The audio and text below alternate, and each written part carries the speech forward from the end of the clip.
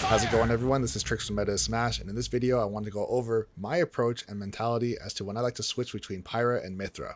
This has been a pretty heavily requested video, and a lot of people have been asking and wondering, when should I switch between Pyra and Mythra? Should I be switching at certain percent ranges? Is it based on ledge trapping? Is it based on the matchup? How should I approach this? So I'm going to be trying to break this down for you. Of course, right here we have the Joker matchup, so I'm going to be trying to stay as Mythra for the majority of it, as long as Joker does not have Arsene, and you're going to see me switch to Pyra. But for right now, I want to try and take advantage of my speed and be able to keep up with Joker in neutral. For the most part, Joker doesn't have the ability to hit super hard in his base form, and when Arsene comes out, as you see I'm switching to Pyra right now since Arsene is about one hit away, here he comes right here. And the reason why I'm switching to Pyra here is because I want to try and intimidate him just as much as he's trying to intimidate me. Yes, he has Arsene, but if he happens to make a mistake, I can hit him pretty hard for it. Not to mention, of course, Pyra has substantially more range than Mythra and a little bit more shield pressure as well. Or I should say safer shield pressure, just thanks to her range and the ability to get a kill or get Joker off stage with just a single hit. Notice now that I got rid of Arsene and I'm just trying to wall him out with back airs and try and get a kill as easily or as quickly as I can and not take any more damage just from chip damage.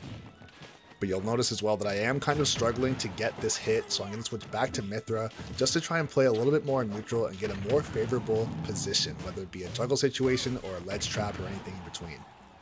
Unfortunately, just getting gimped right here by the dash attack, losing my first stock, and then immediately switching to Pyra to put on that shield pressure. Notice that his shield's getting a lot smaller, and so I go for a Flame Nova, which will either going to break his shield or give me the kill.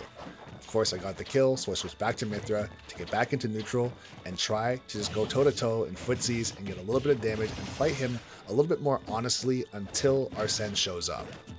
So for me, I'm just trying to keep him busy and put on small bits of damage wherever I can until Arsene shows up, and I'm keeping my eye on his meter as much as I possibly can.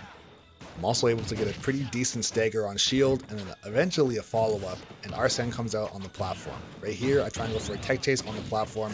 I was able to get the first hit, but not the follow-up, so I switch over to Pyra. I quickly switch over to Mythra just to try and bait him to jump in, and I was successful with that. But then go back to Pyra, get the punish, and now going back to Mythra to try and just run out the rest of this Arsene. This time also, of course, keeping my jump, able to make it back on stage, and getting back into neutral. You'll also notice here that as soon as I got Mage over 100%, I switch over to Pyra and try and get a stray hit to get him off stage. I was able to do so, and then I try and get a ledge trap as well. At this point, getting close to around 120 or even 130%, quite a few things in my kit are going to kill, so I'm going to be looking for a back air.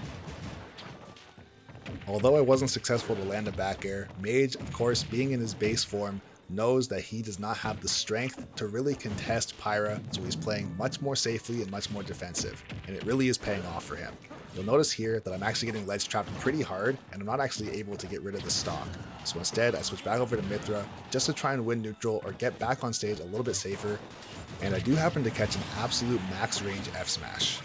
And now once again, having Mage on his last stock, on a fresh stock, I'm also going to be playing as Mythra and just trying to use my mobility to pester him from burst option range and just try and put on any bonus percent that I possibly can. Just throwing out a simple jab, trying to keep my space, not really overcommitting to anything too crazy. And of course, keeping an eye on that meter, I switch into Pyra, and actually I'm able to land that back air to actually give him Arsene, but now ledge trapping him for a very long time using Pyra, just getting the extra percent, taking out almost half of his Arsene meter as well. Able to get a nice wave bounce as Mythra just to get back on stage, win neutral, and as soon as I get him off stage, I go right back to Pyra and try and get a ledge trap.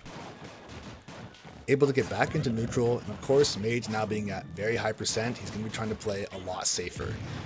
I was able to get that forward tilt. Honestly, it should have been an up smash. Probably would have won me the game. Now I'm trying to put on some damage, get him into a juggle situation. I'm switching back to Mythra just to try and get some positioning on him. Like I've mentioned already quite a few times, that Mythra is way easier to win neutral with, so I try and get him above me, which I ultimately do, switch to Pyra quickly, and land the up tilt for the game. And with that, that's going to be it for the video. I know it's a much different style compared to the traditional guides that I have been doing, But if you do like videos like this, please let me know in the comment section below, and if you have any topics that you'd like me to cover in a live setting just like this, I'd be happy to turn those into videos as well. And once again, this is Trixx and Mythra Smash saying thanks for watching the video.